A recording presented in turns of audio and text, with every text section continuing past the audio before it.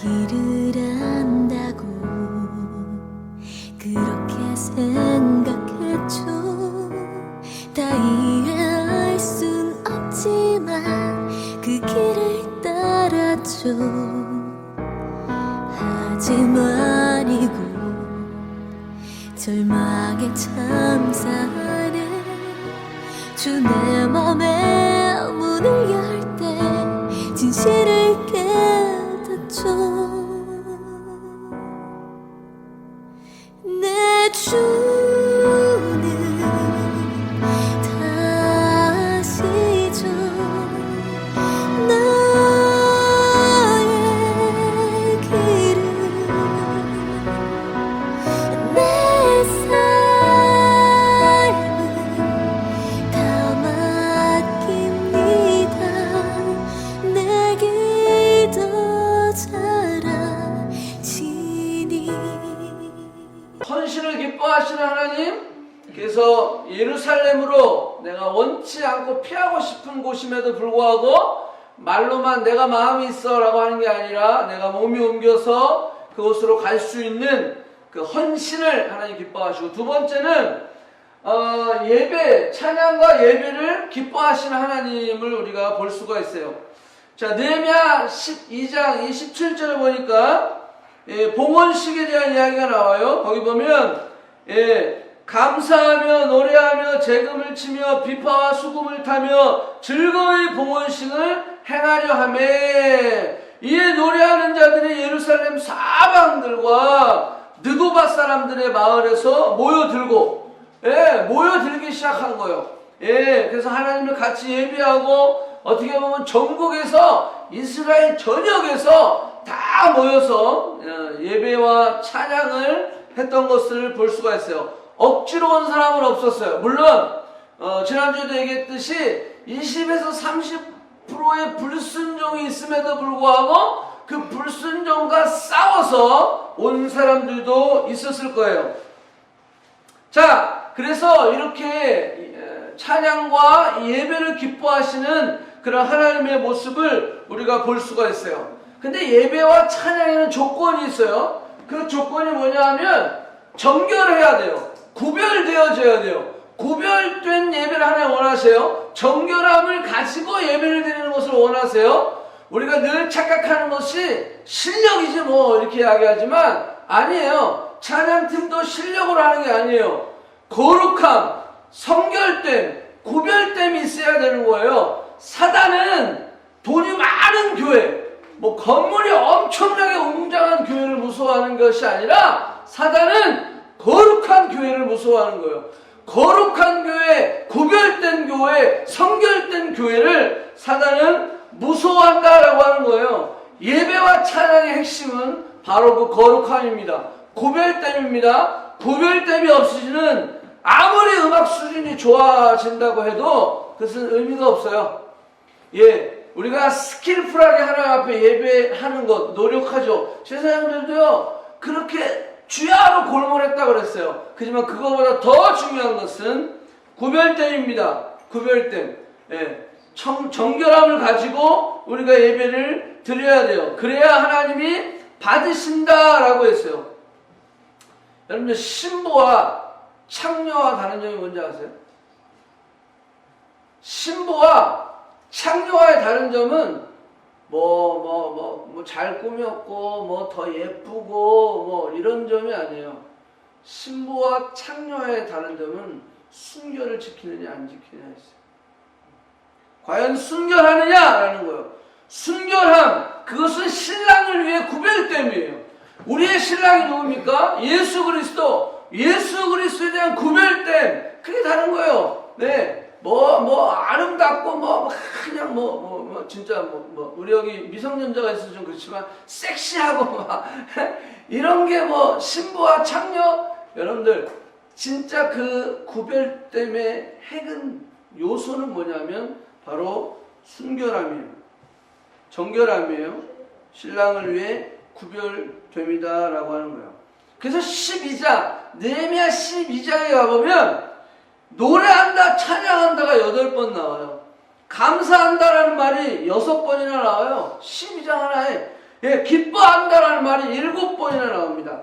각종 악기로 연주한다라는 것이 3번이나 언급되고 있다라고 하는 거예요. 자, 그래서 얼마나 저들이 기쁨으로 하나님 앞에 예배드렸는지, 예, 그 예루살렘이 즐거워하는 소리가 멀리 들렸다라고 성경은 기록하고 있어요.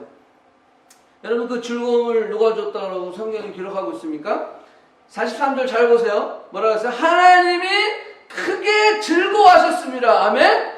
네, 하나님이 즐거워하게 했다라는 거예요. 여러분들, 우리를 즐겁게 하시는 것은, 즐겁게 하는 대상은 돈도 아니에요. 명예도 아니에요. 뭐 졸업하면, 뭐 취직하면, 영주권 따면, 뭐 아기를 낳으면 그게 즐거움의 대상이 돼서는 안 돼요. 왜? 즐거움의 대상이 세상에 있으면, 세상의 어떤 만족과 성취와 기준에 있다면 반드시 그 즐거움은 다시 슬픔으로 바뀔 겁니다. 그렇지만 하나님이 주시는 즐거움, 여기 말씀처럼 하나님이 크게 즐거워하게 하셨습니다. 우리를 즐거워하게 하시는 분은 누구냐? 하나님이라는 거예요. 나는 당신 때문에 즐거워. 나는 이것 때문에 즐거워. This is my pleasure. 여러분들, 그렇게 어떻게 돼요? 로드 오브 더 링스 봤죠? 골룸이 그렇게 골로 가는 거예요. 네. 골로 가는 my precious. 그래. 그 골로 가는 거예요. 세상에 취해서 세상으로 즐거움을 얻으려고 그러면 결국 망할 수밖에 없는 거다라는 거예요. 왜? 즐거움은 누구로부터 와야 돼요? 하나님께로부터 와야 된다라는 거예요. 근데 세상은 그렇게 얘기하고 있지 않죠. 즐거움은 돈을 벌어야 돼. 즐거우려면 건강해야지. 즐거우려면 뭔가 이루어야지. 성취해야지. 예, 그래 자격증도 따고 뭐도 이루고 이래야 즐거워지는 거야. No way. 일시적인 거죠. 일시적인 만족과 어떤 일시적인 기쁨은 있을 수 있어요. 하지만 지속적이지 않아요. 예, 지속적이지 않아요. 여러분들, 늘 우리가 강조하지만 세상에서 진짜를 찾으려면 우리는 넘어질 수밖에 없습니다. 진짜는 하나님께로부터 오는 것입니다. 예, 진짜는 하나님께로부터 오는 거예요. 그래서 여러분들, 내가 지금 뭔가 막혔어. 이 문제만 해결되면, 이것만 끝나면, 여러분들, 끝나고 그게 막힌 게 뚫어진다 그래서 여러분들, 진짜가 오는 게 아니에요. 그건 과정일 뿐입니다. 그 과정에 우리가 속으면 안 된다라고 하는 걸 기억하시기 바랍니다. 하나님도 우리가 돈 벌기를 원하세요. 하나님도 우리가 졸업을 하고 취직을 하기 원하세요. 하나님도 우리가 정말로 좋은 사람 만나서 결혼도 하고 가정도 이루고 아이도 낳고 행복하게 살기를 원하세요. 그런데 그 기준이 그 환경과 컨디션이 되면 안 된다라는 거예요. 그 기준은 철저하게 하나님이어야 된다는 거예요. 그렇게 하나님이어야 할 때 하나님으로 말미암아 우리는 환경을 초월한 기쁨이 우리에게 허락되는 거예요. 환경을 초월한 기쁨이 안 되면요, 환경 때문에 늘 기뻤다가 짜증났다, 신경질 났다, 화났다가 막 업앤다운 난리가 나는 거예요. 그러니까 나를 한번 보세요. 여러분들 자신을 한번 살펴보세요. 나의 기쁨은 어디에 지금 디펜드 되어 있는가? 하나님께 디펜드 되어 있는 사람은 그 기쁨이 지속적이에요. 변하지 않아요. 환경 가운데서도 우리가 짜증나고 신경질 낼 수는 있겠죠. 그렇지만 그거를 오래 가지 않는다는 거예요. 바로 일어설 수 있는 거예요. 바로 딛고 일어서는 거예요. 그래서 환경을 초월한 기쁨을 주신 하나님. 그래서 여러분, 하박국 선지자는 이렇게 고백하는 거예요. 비록 무화과 나무가 무성하지 못하고 포도나무에 열매가 없으며 감람나무에 소출이 없으며 밭에 먹을 것이 없으며 우리의 양이 없으며 외양간에 소가 없을지라도 뭐라고 했어요? 난 여호와로 말미암아 즐거워하며 나의 구원의 하나님으로 말미암아 기뻐하리로다. 여러분, 이게 우리의 고백이 되기를 축복합니다. 예, 환경 때문에, 코로나 이 환경 때문에 디프레스 되죠. 지금 사실 염려가 되죠. 불안도 하죠. 예, 우리도 뭐 그래요. 법은 지켜야 되겠고, 예, 예배는 드려야 되겠고, 예, 그래서 인원수도 제한해 가면서 여러 가지 불편함이 있어요. 하지만 이 환경이 하나님이 주신 기쁨과 rejoice 이거를 빼앗을 수 없다라고 하는 거예요. 그래서 난 여호와로 말미암아 즐거워하리라 기뻐하리라 이렇게 고백하는 겁니다. 세 번째 느헤미야가 당부했던 것은 헌금을 기뻐하신다라는 거예요. 제가 이 이야기는 참 제가 하기 싫어하는 이야기 중에 하나인데 헌금 하면은 우리가 엄청 부담스러워요. 그죠? 근데 여러분들 그렇지 않습니다. 그렇지 않습니다. 우리 말씀을 잘 묵상해 보면 처음으로 몸을 헌신하고 그죠? 헌신이에요. 헌신을 하고 마음으로 드려질 거룩한 찬양과 예배가 회복이 되면 시키지 않아도 우리 스스로 우러나오는 열매가 있는데 그것이 바로 물질. 그러니까 우리가 하나님 헌신이 되어지고 그리고 마음으로 드려진 예배와 찬양이 회복되어지면 시키지 않아도 스스로 우러나와서 하는 열매가 있는데 그 열매가 바로 물질을 드리는 것입니다. 그게 헌금이다. 헌신도 마찬가지지만 헌금도 억지로 하면 안 돼요. 흘러 나와야 돼요. 왜 내가 헌금이 안 되지? 라고 하면 다시 처음부터 돌아가시면 돼요. 내가 정말로 하나님 앞에 헌신을 하고 있느냐? 내가 정말로 거룩한 정말 하나님의 그 기뻐하시는 그러한 예배와 찬양을 드리고 있느냐? 이걸 점검하셔야 돼요. 이걸 점검하고 나면 당연히 우리의 삶 속에 시키지 않아도 흘러나오는 그런 열매가 있다면 그것이 바로 헌금이다라는 거예요. 여러분들 헌금은 투자가 아닙니다. 우리가 늘 잘못 생각하는 게 이거 하면 하나님이 더 더블로 주실 거야. 그거는 하나님 옵션이에요. 하나님이 하나님 뜻에 맞게 내게 주시게 되면 주시는 거예요. 헌금은 투자가 아니라 은혜입니다. 은혜 받은 사람이 쏟아내는 게 헌금입니다. 여러분 값비싼 향유 옥합을 깨어드는 이 여인이요. 한번 생각해 보세요. 내가 이 옥합을 깨면 좋은 남자를 만나게 해주시겠지? 여러분들 그 여인이 그 생각을 하고 옥합을 깼겠어요? 천만의 말씀 전혀 아니에요. 받은 은혜 내가 너무 주의 사랑을 받았어. 내가 주의 은혜에 너무 감격했어. 그러니까요 욕을 하기나 말았기나 너는 왜 그걸 웨이스트하느냐 그걸 가지고 팔아서 가난한 여러분들 명목이 좋잖아요. 팔아서 가난한 사람을 줘야지 왜 그거를 깨고 이 멍충아. 헌금이 그런 거거든요. 야 인마 네가 그거를 해가지고 좀 이렇게 더 잘해서 쓰면 더 좋잖아. 얼마든지 명목이 있거든요. 그걸 타협하는 거죠. 그렇지만 그 은혜를 가지고 그 여인은 그냥 예수님의 발 앞에 부어드리는 거예요. 그것을 주님이 기뻐하시고 칭찬하신 거예요. 그걸 웨이스트했다라고 사람들은 이야기할지 모르지만 이야기했죠. 그렇지만 예수님은 그를 칭찬하신 거예요. 여러분들 헌금은 여러분들 투자가 아니라 은혜를 쏟아 부으는 겁니다. 내가 받은 은혜를 쏟는 거예요. 이 옥합을 깨어드리면 분명히 예수님이 진짜 괜찮은 남자를 만나게 해주실 거야. 아니면 이런 불순한 생각은 하지 않았겠지만 예수님이 나한테 반하실 수도 있지 않을까? 여러분 이렇게 하면 이제 이단이 나오는 거예요.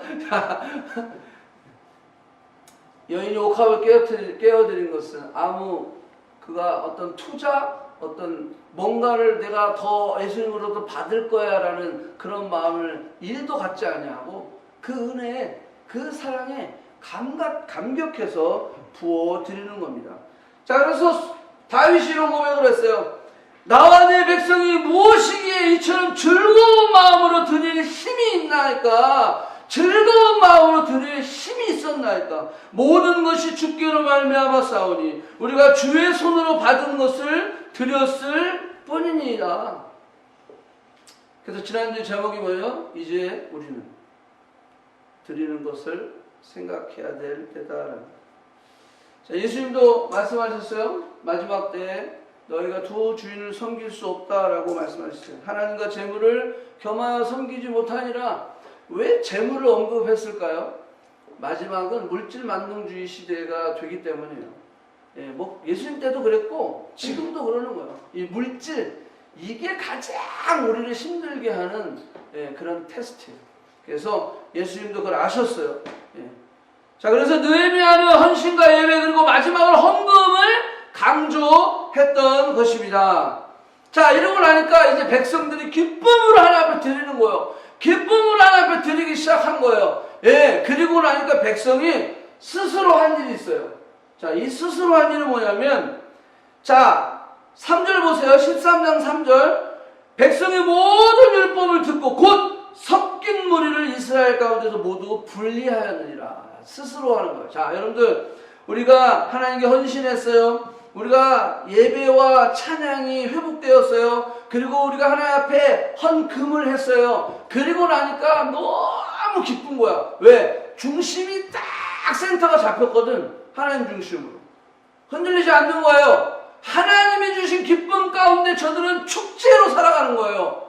여전히 주변의 나라들의 위협이 있죠. 여전히 그들의 생활이 폈습니까? 성벽 짓고 나니까 완전히 무슨 갑자기 경제적으로 대국이 됐습니까? 아니죠. 경제적으로 완전히 무슨 보너스를 받고 그런 적이 없어요. nothing. 경제적으로는 그대로예요.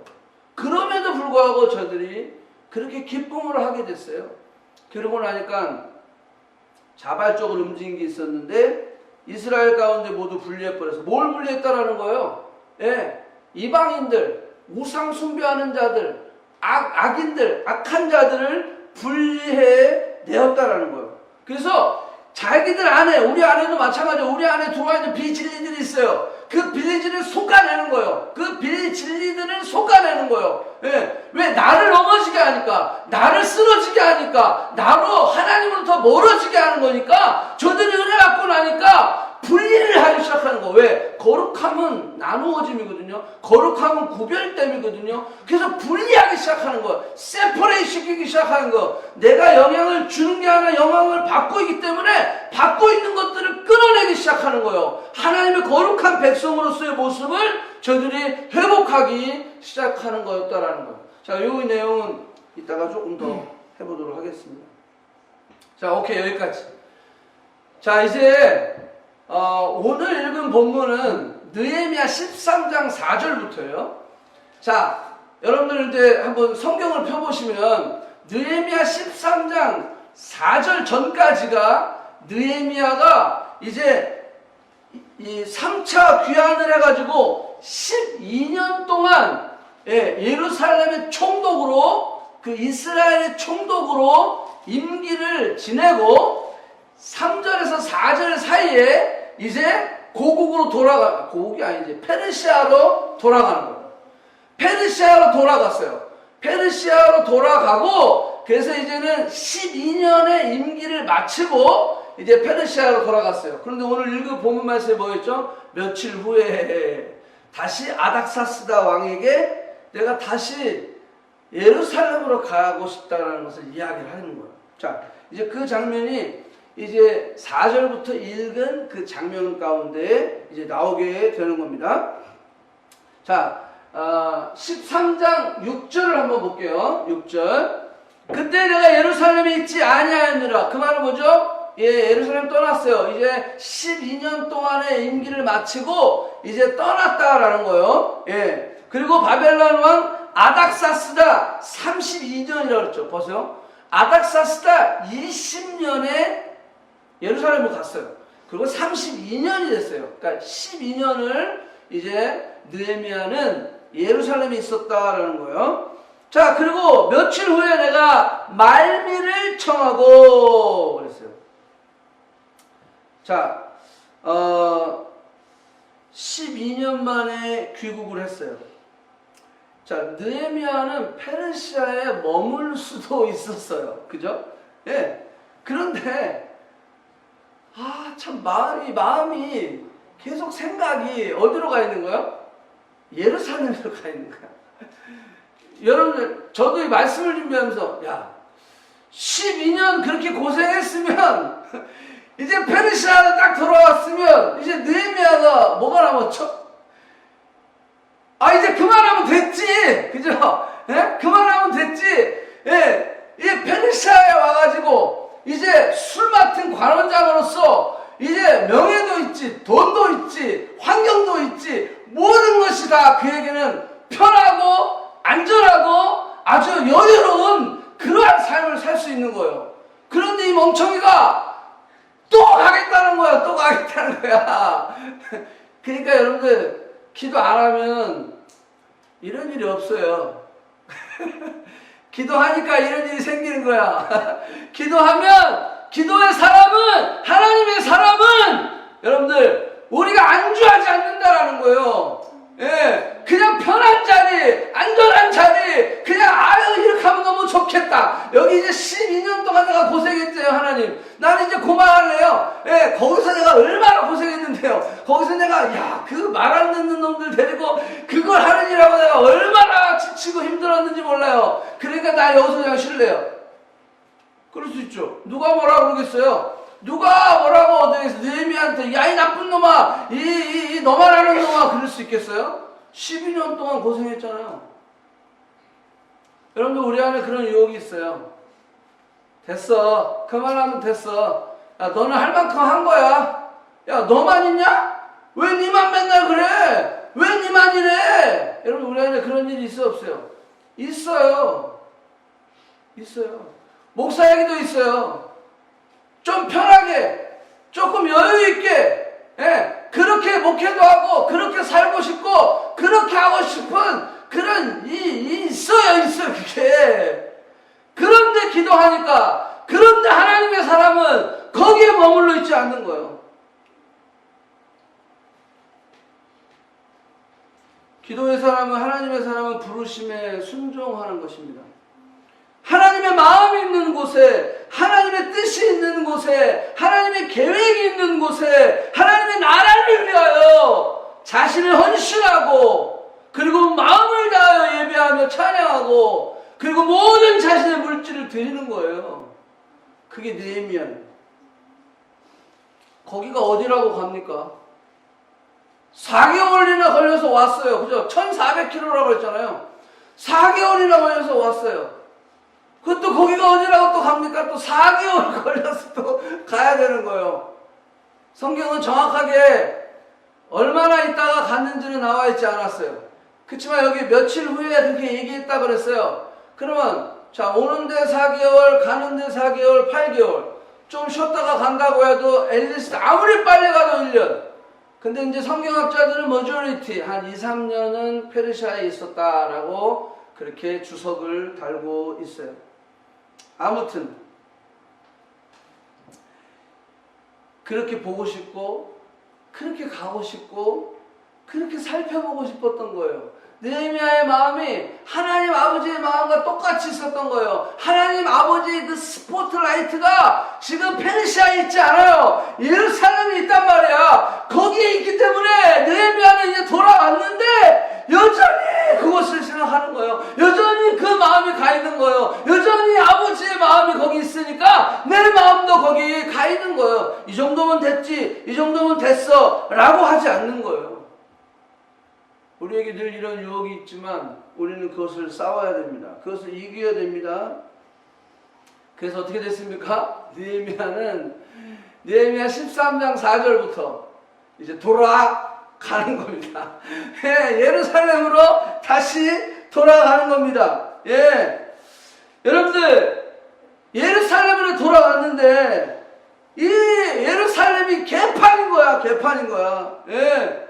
그냥 예루살렘에 갔더니 몇 년 전에 그렇게 아름답고 저들이 헌신하고 저들이 예배와 찬양으로 하나님 앞에 거룩히 예배드리고 저들이 헌금을 하면서 11조를 하고 물질을 주님 앞에 드리고 성전에 그 예물을 놓아두는 곳간을 꽉꽉 채웠는데 가봤더니 비어있네. 가봤더니 다 영적인 질서가 무너져 버렸다는 거예요. 10년도 아니고 몇 년 만에 돌아갔더니 이스라엘의 영적 질서가 다 무너져 버렸다는 거예요. 자, 하나님은요, 그래서 기도하는 사람 느헤미야를 다시 보내십니다. 근데 느헤미야는 또 준비가 됐기 때문에 그 안전한 자리, 편한 자리, 보장된 자리를 포기하고 그 피하고 싶은 예루살렘으로 또 갔던 겁니다. 여러분들, 우리의 신앙생활이 바로 거기에 있는 겁니다.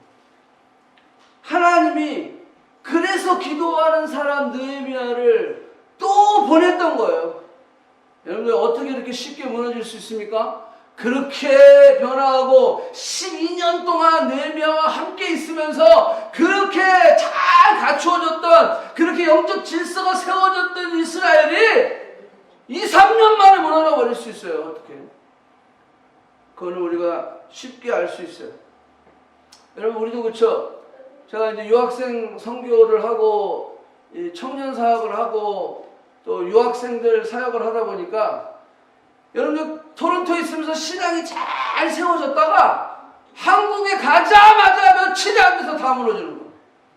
심지어는 한 1년 잘 신앙생활하고 잘 여러분들 신앙이 영적 질서가 잡혔다가 방학 동안에 한국 한 몇 달 가 있는 사이에 갔다 오고 났더니 완전히 도루묵되는 거예요. 안 그런 분들도 있어요. 이 방송, 이 온라인 보고 계신 분들 중에 안 그런 분들도 있어요. 제가 알아요. 그런데 대부분은 그래요. 대부분은 무너져서 와요. 성장해서 오는 사람이 없어. 그러는 거예요. 똑같은 거예요. 느헤미야가 없는 사이에 2, 3년 만에 무너져 버리는 거예요. 왜? 사단은 졸지 않습니다. 사단은 쉬지 않습니다. 그런데 우리는 조는 거예요. 그런데 우리는 자는 거예요. 쉬는 거예요. 방심하고 있는 거예요. 사단은 우리의 약점과 단점을 철저하게 공부하고 있어요. 연구하는 거야. 얘의 단점이 뭐지? 얘 아주 그 약한 약점이 뭐지? 근데 우리는 하나님을 공부하지 않아요.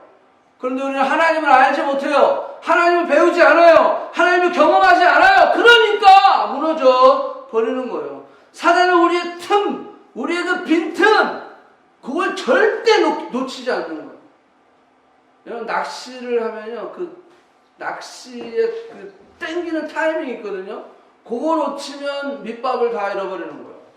그 타이밍, 사단은요, 절대 그 타이밍을 놓지 않는 거예요. 우리의 그 틈, 잠깐 틈, 우리의 단점과 약점과 그 틈을 쫙 치고 들어가서 우리의 아내를 탐하게 만들어버리는 거예요.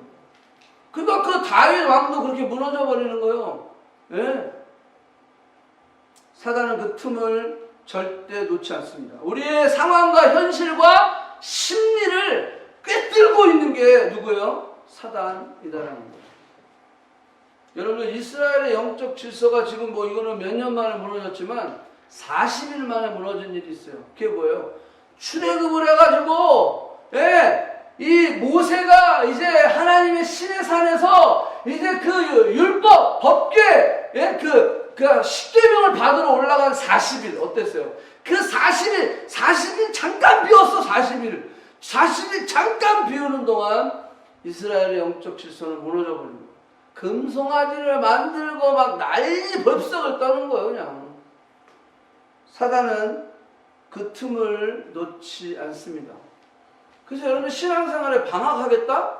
여러분들 그러면 사단한테 날 잡수세요 하는 거랑 똑같은 거예요. 우리는 숨이 끊어지는 그 순간까지 방학이 없어요.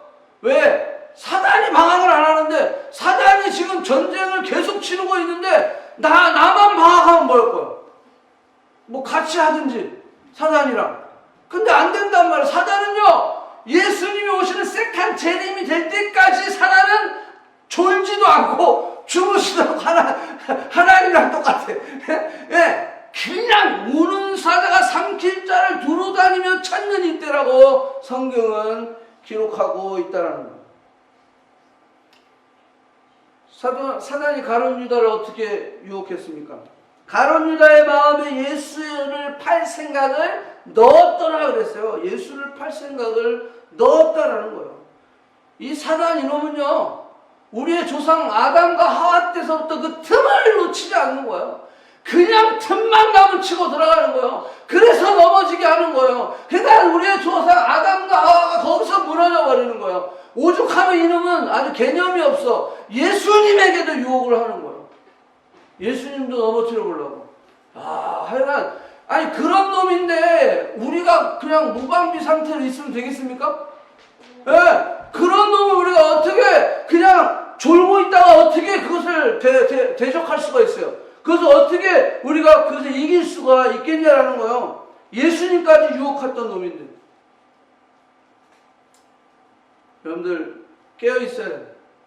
사단은요 그 틈새를 정확하게 노리고 우리를 무너지게 한다라고 하는 거예요. 여러분들 이 사단의 전략을 깨달은 우리의 믿음의 조상들, 믿음의 선배들은요 그래서 깨어 기도했던 거예요. 그래서 늘 저들은 깨어 근신하여 깨어 기도하라라고 이야기했던 겁니다. 에레미야도 깨어 기도하지 않았으면 페르시아에 가서 어떻게 했을까요? 안 돌아오죠. 안 돌아와. 왜 돌아오겠어? 거기서 좋은데. 근데 기도했기 때문에 그는 하나님의 부르심이 또 예루살렘을 향해 있었고, 그래서 순종하며 그 마지막을 이제 여러분들 느헤미야 13장으로 끝나는데 13장의 끝이 이상하게 찝찝하게 끝나요. 그냥 기도하는 걸로 끝나요. 그 말을 뭐겠어요? To be continue. 마치 시즌 3를 예약하는 거와 같은 뉘앙스와 그 분위기를 남기고 느헤미야 13장만 맞춰요. 왜냐하면 우리는 계속해서 기도해야 된다는 거예요. 계속해서 우리는 싸워야 된다는 거예요. 사단의 이 공격과 계속해서 맞서지 않으면 안 된다라고 하는 거예요. 자, 느헤미야는 이제 두 번째로 다시 돌아와서 이제 하나님의 다시 뜻을 받고 첫 번째로 한 일이 있습니다. 이것이 뭐냐면 하나님과의 관계 회복입니다. 성전을 청결하게 하라. 이것은요 관계예요, 관계.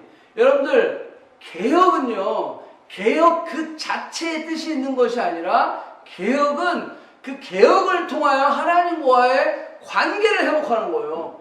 개혁을 해요. 여러분들 성전을 청결하게 하고, 또 여러분들 다시 말씀으로 돌아가고, 여러분들 또 우리의 옷을 깨끗이 하고, 옷을 새로 입고, 여러분, 이 어떤 액션, 그 액션이 중요한 게 아니라, 그 액션을 통해서 하나님과의 관계를 회복하겠다라는 거예요. 여러분들, 예루살렘에 돌아와 보니 어처구니 없는 일이 벌어진 거예요. 여기 한번 보세요.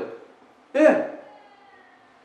제사장 엘리야십이 도비야와 연락이 있었으므로 도비야를 위하여 큰 방을 만들었다라는 거예요. 하나님의 성전에 왔더니 VIP 룸이 하나 생겼어. 어떤 VIP 룸이 하나 생긴 거야 이게? 예. 그리고 봤더니 성전에는 이방인들도 드리지 않는 것이 법인데 이 원수, 이 도비야, 도비야는 뭐죠? 암몬 자손의 족장이에요, 족장. 이 암몬의 족장, 이 도비야의 방을 만들어 놨다는 거예요. 이런 어처구니 없는 일들을 이 이스라엘 사람들이 하고 있다는 거예요. 그것도 누구예요? 이 엘리야십은 누군지 아세요? 엘리야십은 제사장이지만 대제사장이에요. 대제사장이요. 도비야와 청탁을 한 거야. 그래가지고 그 방을 내어줬네. 이런 어처구니 없는 일인 거예요. 여러분들 이제 제가 다 읽진 않지만 여러분들 13장 28절에 이렇게 돼 있어요. 대제사장 엘리야십의 손자 요다야의 아들 하나가 호론 사람 산발랏의 사유가 되었다는 거예요. 산발랏이 누굽니까? 도비야가 산발랏과 아주 짝짝꿍이 맞았잖아요. 산발랏은 사마리아의 총독이에요. 그러니까 산발랏과 이 도비야는요, 이 도비야는 산발랏의 이 두뇌 역할을 했던 사람이에요. 그러니까 이게 짝짝꿍이 돼가지고요, 느헤미야의 초장부터 계속 성벽 짓는 것을 모함하고 욕하고 이간질하고 공격했던 게 누구예요? 산발랏과 도비야예요. 근데 지금 이 도비야하고 사돈을 맺어서 산발랏하고 사돈을 맺었죠. 그랬으니까 당연히 도비야에 대한 특혜가 있는 거죠. 그죠? 특혜가 있으니까 예루살렘 성전 안에 그것도 VIP 룸을, 그것도 큰 방이라고 그랬어요. VIP룸을 만들어 놨다라는 거예요.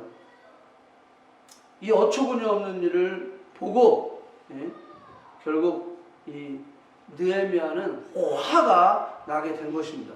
그래서 어떻게 됐어요? 여기 보니까 이렇게 했어요. 내가 심히 근심하여 도비아의 세간을 그 방 밖으로 다 내 던져버리고, 도비아가 거기 와서 아예 사는 거예요. 어디에? 성전에.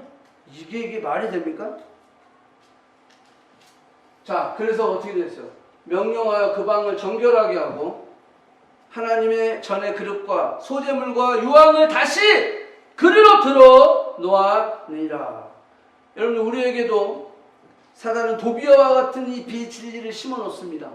교회 안에까지 들어오는 거예요. 내 안에, 내 안에, 내 생각 가운데 이 도비아와 같은 비진리를 집어넣는 거예요. 괜찮아. 이 정도면 됐어. 너는 할 만큼 했어. 이제 그만해. 너밖에 없는 게 아니잖아. 너가 안 해도 다 할 수 있어. 그러면서 계속해서 우리는 사람과 비교하고, 그러면서 교회 안에 분열을 일으키고, 그러면서 교회 안에 나누어지게 하고, 공동체를 무너뜨리게 한다는 거예요.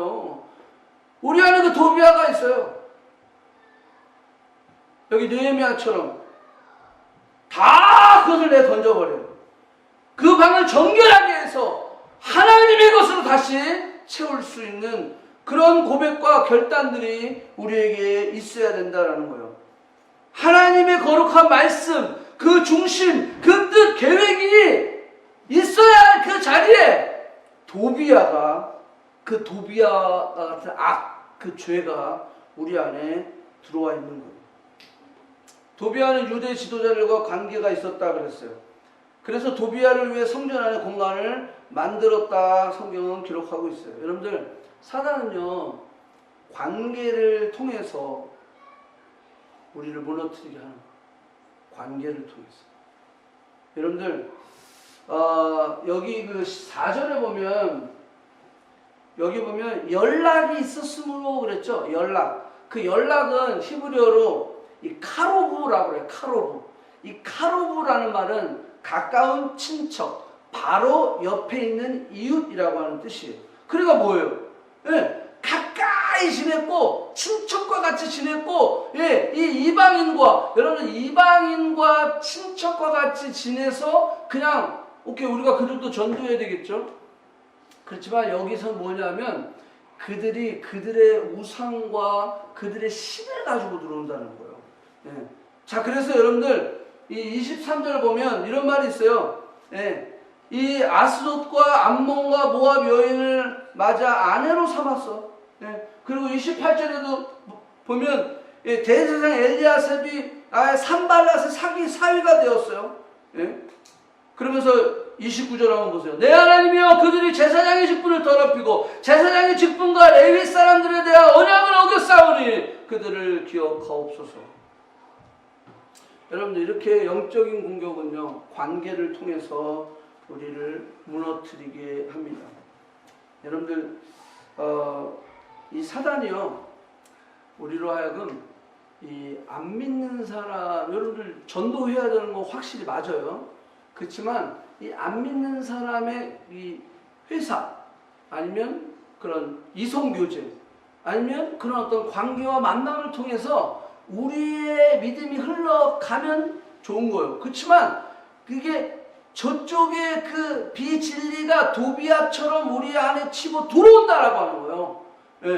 그래서 우리는 관계를 늘 경계해야 되는 거예요. 이 관계가 내가 정말로 영향력을 줄 수 있는 관계인지, 아니면 내가 영향을 받는 관계인지, 이거를 경계하고 깨어있지 않으면, 내가 만약에 영향을 받게 되면, 여러분들, 극단적으로는 우리는 그 관계를 끊어버려야 된다.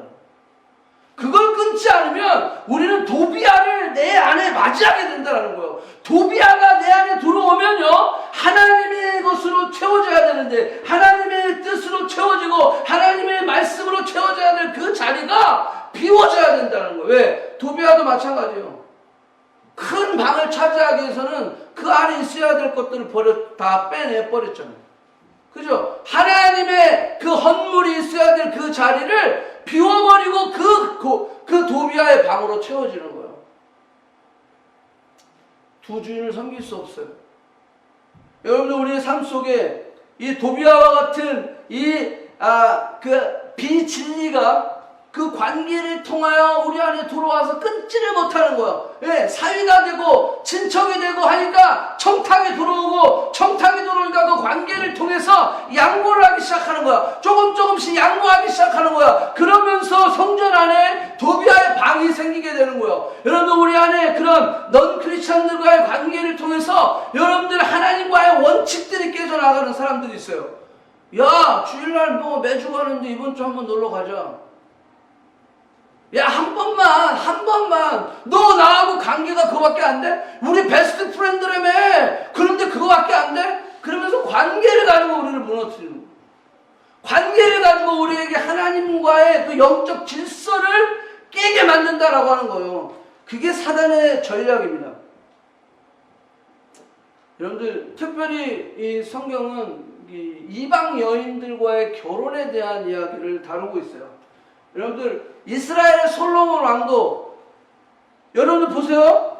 그가 많은 나라 중에 비길 왕이 없어. 그 정도로 하나님의 사랑을 입었어. 그런데 하나님이 그를 왕으로 삼아 온 이스라엘을 다스리게 하였으나 이방 여인이 그를 범죄하게 하였나니. 여러분들, 국제결혼을 하지 말라는 말이 아니에요. 믿지 않는 사람을 얘기하는 거예요. 여러분, 국제결혼도 믿는 사람하고 하면 뭐 할 수 있죠. 그렇지만 지금 여기 얘기는 뭐예요? 믿지 않는 비진리, 그 비진리가 우리 안에 들어오는 것을 막으라라고 하는 거예요. 그것을 끌어낼 수 있어야 된다라고 하는 거예요. 예.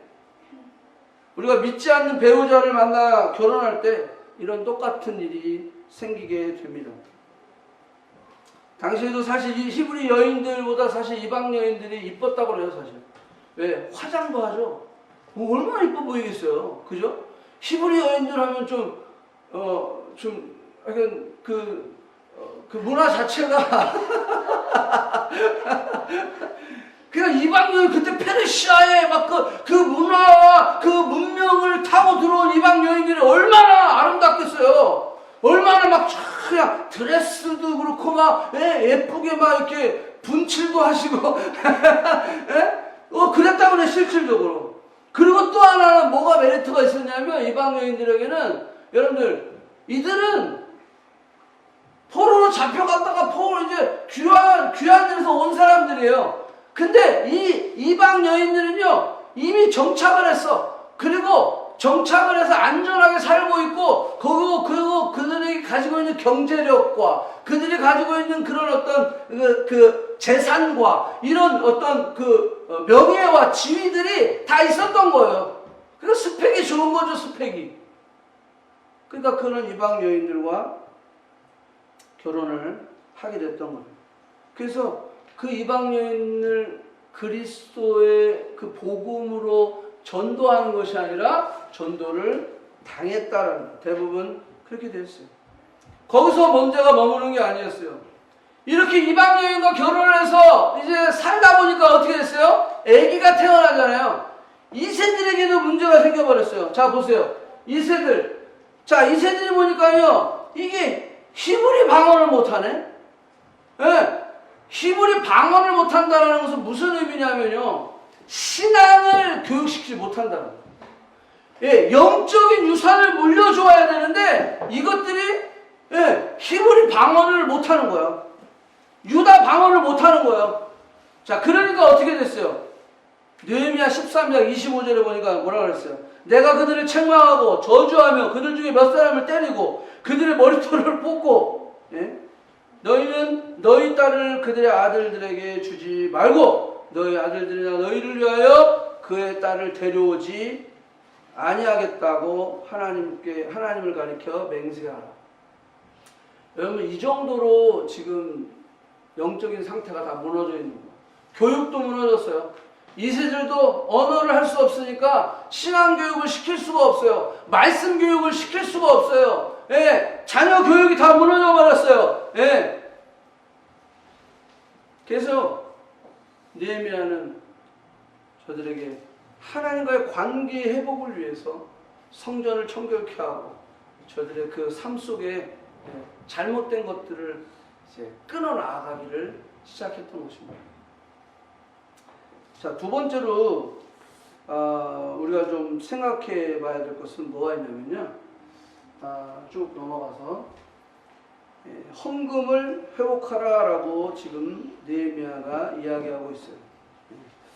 여러분들,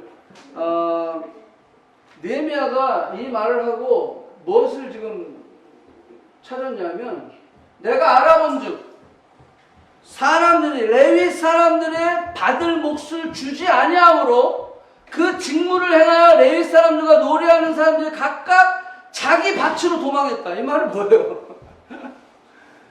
예, 여러분, 헌금을 하지 않으니까 레위 사람들을 먹일 수가 없는 거예요. 노래하는 사람들을 먹일 수가 없는 거예요. 그러니까 이스라엘이 이게 헌금이 없으니까, 예, 그들을 먹일 수 없는 상황이 되니까 이제는 내가 먹을 걸 찾아야 되잖아요. 그러니까 각각 자기 밭으로 가버린 거예요. 도망쳐 버린 거예요. 그래서 11절, 내가 모든 민장은 리더입니다. 왜냐하면 리더들이 하지 말라고 그랬거든. 리더들이 11조 하지 마라, 헌금하지 마라. 왜? 자기네들이 기득권을 가지려고 그러는 거예요. 자기네들이 그들에게 인정받는, 우리 리더들은 완전 짱이야. 싫은 소리 안 해. 우리한테 부담 가는 얘기는 안 해. 그러니까 막 나이스 가이가 된 거지. 그러니까 다 이게 질서가 무너져 버린 거예요. 그러니까 제사장들이 다 도망가 버렸네. 도망갔다는 표현을 여기는 하고 있지만 그들이 다 자기 생업으로 간 거예요. 여러분들, 캐나다도 그렇고 미국도 그렇고 요즘 한국도 그렇고 우리 목회자들이 세컨잡을 뛰면서 사역하시는 분들이 많이 있어요. 근데 꼭 기억해야 될 것은 그 세컨잡이 나중에는 본잡이 된다는 거예요. 그러면 사명도 소명도 사역도 다 잃어버려요. 할 수 있어요. 예, 또 그걸 위해서 우리가 얼마든지 그 가족을 부양해야 되니까 그것을 할 수는 있지만 그 부르심이 그래도 우선이 돼야 되는데 세컨잡이 결국 본업이 되어서 사역도 잃어버리고 또 목회도 잃어버리는 분들이 많이 있는 것을 우리가 볼 수가 있어요. 자, 그건 누구 잘못이냐면 성도들의 잘못이에요. 왜냐하면 그건 성도의 몫이기 때문에 그래요. 아니면 바꾸면 돼, 솔직히. 그래, 너가 목사해. 내가 볼게.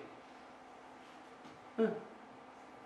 여러분들, 이거는 하나님이 주신 그러한 고유한 역할이다라고 하는 거예요. 그러니까 여기 예레미야가 이 리더들을 꾸짖어서 야단을 친 거예요. 하나님의 전이 어찌하여 버림받았느냐 하면서 레위 사람들을 다 불러 모아라는 거예요. 다시 자리에 세우라는 거예요.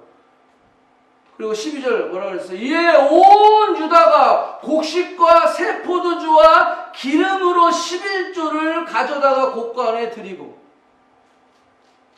그래서 다시 채우기 시작한 거다는 거예요. 여러분, 우리의 삶 속에 여러분들, 이 헌금이라고 하는 것은, 아까 제가 처음에 조금 언급하다가 말았지만, 이 헌금이라고 하는 것은 결국 이 물질 만능 시대에 사단이 아까 관계를 통해서 우리를 무너뜨린다고 그랬어요. 두 번째는 사단이 우리에게 물질을 통해서 무너뜨리는 거예요. 이 물질의 우상, 이 물질을 통해서 결국 사단은 우리를 하나님으로부터 멀어지게 한다라고 합니다. 그래서 느헤미야는 그걸 알았어요. 그래서 하나님과의 관계 회복을 하고, 두 번째는 이 물질에 대한 회복을, 마지막 개혁을 이 예레미야는 단행했던 것이라는 거예요. 여러분들, 이 도비아에게 영향을 받은 사람들은 하나님을 향한 마음들이 멀어지기 시작합니다. 여러분들, 이들이 돈이 없어서가 아니에요. 그죠? 똑같아요, 상황은. 마음이 없어서. 왜? 도비아 때문에. 그럼 도비아의 비진리가 우리 안에 들어오니까 결국은 하나님으로부터 마음이 멀어지기 시작한 거예요. 그러면서 그 도비아의 비진리가 우리로 하여금 그런 이유를 자꾸 만들어내는 거예요. 타당한 이유. 그래, 이래서는 안 하는 거지. 그래서 자꾸 만들어내는 거예요. 헌금은 돈이 많은 사람이 하는 것이 아닙니다. 은혜를 받은 사람이 하는 겁니다. 하나님과의 관계가 건강할 때 이루어지는 것이다라는 거예요. 옥합을게요. 주님의 발에 부을 수 있는 자는 바로 돈이 많은 자가 아니라 은혜를 받은 자다라고 하는 거예요. 도비아로 인하여 두 마음이 생기니까 타협하게 되는 거예요. 합리화를 시키는 거예요. 결국 헌금을 하지 않게 되고 그로 인하여 성전의 헌금과 헌물을 놓아두는 방이 비워버리는 거예요. 안 하니까 방이 비우는 거죠. 그래서 제사장들은 떠나고 그 자리에 도비아가 들어와서 살게 되는 것이다라는 거예요. 느헤미야는 다시 헌금과 헌물을 회복시키는 운동을 하게 됐어요. 여러분들, 헌금은 바로 우리의 마음을 하나님께로 돌리는 것입니다. 왜? 물질 있는 곳에 마음이 있다라고 주님은 말씀하셨기 때문에요. 우리의 재정을 하나님 앞에 바로 세우는 행위, 이것이 물질 만능주의의, 그래서 우리 신앙의 바로 트리머스 페이퍼와 같은 것이다라는 거예요. 늘 이 돈이 없어서, 여러분들 돈이 없어서는요, 있는 사람도 없다 그러고요, 없는 사람도 없다 그래요. 이 돈은요, 신기한 거예요. 있어도 모자라, 그리고 없어도 모자라, 늘 모자란 거예요. 예. 그러니까 돈을 그렇게 이 마지막 시대에, 모든 빈부귀천할 거 없이 모든 사람이 돈을 쫓아가는 거예요. 예. 그러니까 돈이 없어. 왜 이렇게 쪼들리지? 이거는 가난한 사람도 부자인 사람도 쪼들리대. 계속 쪼들리대. 뭐가 이렇게 쪼들리는지 아이가. 예? 언제든지 돈이 우리에게 없는 거예요. 부족한 거예요. 예. 그래서 힘들어하는 거예요. 많은 사람들이 그것 때문에 타협을 하는 거예요. 근데 여러분들 아세요? 오늘 이 느헤미야의 이야기처럼, 이 결단처럼, 얘는 재정의 문제, 이 11조의 문제, 이것을 먼저 하나님이 기뻐하시는 재정 상태로 우리가 돌릴 때 새로운 축복이 시작됩니다. 뭔가 막히고 뭐가 잘 안 될 때 여러분들 한번 돌이켜보세요. 관계의 문제인지 아니면 재정의 문제인지 이것을 하나님이 기뻐하시는 방향으로 돌려놔야 됩니다. 느헤미야는 자신의 자리에 연연하지 않았다고 그랬어요. 느헤미야는 물질에 매여 있지 않았다고 그랬어요. 느헤미야는 명예와 편안함과 안락한 환경에 집착하지 않았다라고 했어요. 다시 예루살렘으로 향해 왔다라고 얘기했어요. 하나님과의 관계의 문제도 재정의 문제도 올바르게 세웠던 느헤미야였어요. 그렇기 때문에 그가 하나님 앞에 그렇게 쓰임받을 수 있었던 것이에요. 자, 오늘은 느헤미야를 통해서 우리가 그것을 다시 한번 생각해 보기 원합니다. 관계의 문제에 매여 있어서, 그래서, 도비아를 예루살렘 이 성전 안에, 큰 방으로 VIP 룸으로 모시고 있지 않는지. 아니면 재정의 문제 때문에 내가 하나님 앞에 기뻐하시는 그 재정을 세워드리지 못하고 있는지. 하나만 더 하고 마칠게요. 시간이 많이 갔지만, 이거 다 끝내야 되기 때문에 오늘 마지막 안식일을 회복하라. 이거는 뭐냐면요, 자, 내가 본 적 유대 사람 어떤 사람이 안식일에 물건을 파는 거예요. 그날에 내가 경계했어요. 그런데 사람들이 자꾸 안식일에 물건을 가져와서 팔기로 막 그냥 난리를 치는 거예요. 그래서 마지막 귀인을 꾸짖어 그들에게는 너희가 이 악을 행하여 안식일을 왜 범하느냐라고 이야기하는 거예요. 자, 이 안식일의 문제는 딱 이렇게 정리할 수 있어요. 시간의 시험입니다. 관계의 문제, 물질의 문제, 마지막은 시간의 문제를 하나님 앞에 올려드리는 거예요. 여러분, 세상 사람들은 365일, 24 hours, 7 days a week 일해야 된다. 그런데 우리 하나님의 사람들은요, 안식일을 쉬는 거예요. 창조의 법칙을 내가 몸소 내 마음, 내 삶 속에 실천하는 거예요. 다 일을 해도 나는 안식일에 쉬리라. 하나님의 창조적인 원리대로 하나님의 사람이 산다라고 하고 선포하는 게 안식일이에요. 시간의 문제를 하나님 앞에 내어놓는 거예요. 남들은 다 가게 오픈하고 남들 다 일하는데 그러면 우리도 일해야죠.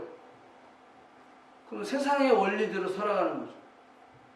여기 안식일을 다시 회복시켰던 이 느헤미야의 의도는 바로 그거예요. 우리는 하나님의 섭리대로 살아가는 죄. 하나님의 사랑은 하나님의 섭리대로 살아가야 된다라는 거예요.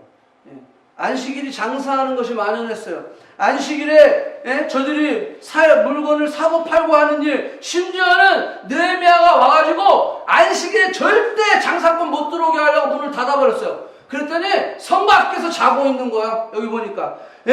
그래서 아무도 안식일에 밖에서 잠도 자지 말라. 내가 한 번만 더 자면 내가 너희들을 다 잡아들이라. 안식일을 철저하게 저들에게 지키게 하는 거예요. 여러분들, 안식을 통하여서 하나님의 창조적인 방법으로 나는 그 방법을 통하여 하나님의 사람으로서 나는 하나님의 풍성함과 하나님의 주시는 기쁨과 하나님의 주시는 공급을 통해서 살겠다라고 결정하는 거예요. 당연히 안식일날 돈 벌면 돈이 더 플러스가 될 수도 있겠죠.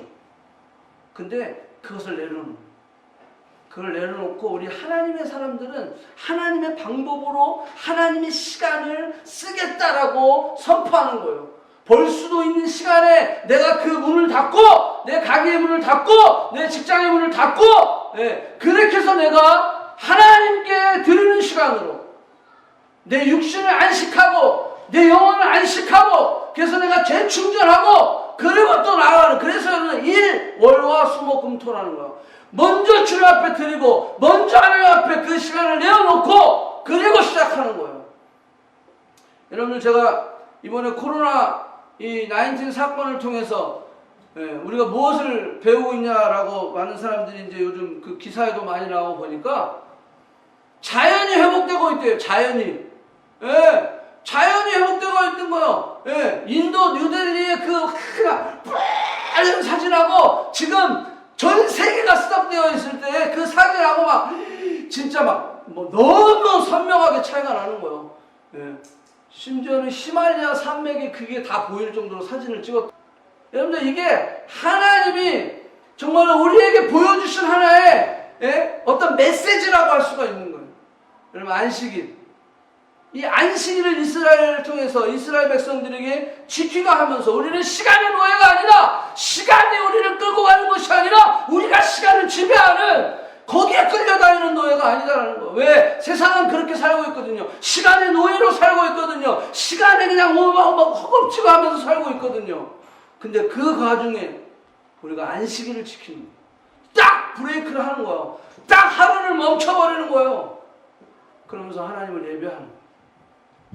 그러면서 하나님의 방법대로 우리가 살아가는 모습을 세상 사람들에게 보여주는 거예요. 그랬을 때 하나님의 영광이 드러나는 겁니다. 그랬을 때 하나님의 뜻이 이루어지는 겁니다. 그랬을 때 하나님의 나라가 견고하게 세워지는 것입니다. 여러분들, 제가 이제 마지막으로 여러분들에게 정리를 하면서 이렇게 이야기하고 싶어요. 관계의 문제를 살펴보세요. 여러분들의 재정의 문제를 살펴보세요. 여러분들의 시간의 문제를 살펴보시기 바랍니다. 하나님은 이것을 우리 안에 마지막 개혁으로 느헤미야를 통해서 우리에게 선포하고 계신 것입니다. 나는 과연 관계 가운데 도비함을 내 안에 가지고 있지 않는가? 비진리를 내 안에 가지고 있지 않는가? 나는 아직도 물질을, 하나님이 기뻐하시는 그 물질을 내가 하나님 앞에 떳떳하게 세워놓지 못하고 있는가? 시간의 문제 가운데 나는 여전히 세상의 방법으로 시간의 노예가 되어서 끌려다니고 있지는 않는가?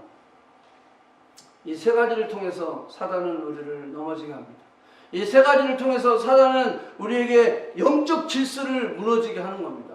느헤미야가 간지 2, 3년밖에 안 됐는데 다 무너져 버린 거예요. 여러분들, 순간입니다. 신앙생활을 우리가 착 끌어올리는 거는 몇 년이 걸려요. 시간이 걸려요. 그만큼 노력을 해야 돼요. 그렇지만 무너지는 것은 일순간. 여러분, 한 방에 무너질 수 있어요. 오늘 말씀을 우리가 묵상하면서 하나님, 정말로 이 느헤미야를 다시 보내주셔서 감사합니다. 우리에게 느헤미야를 다시 보내주셔서 우리 세 가지 말씀을 통해서 우리에게 깨닫게 하심을 인하여 감사합니다. 관계의 문제, 재정의 문제, 시간의 문제. 하나님, 이 부분 안에 어떤 사람들은 다 해당될 수도 있어요. 어떤 사람들은 하나만 해당될 수도 있죠. 그걸 놓고 기도하십시오.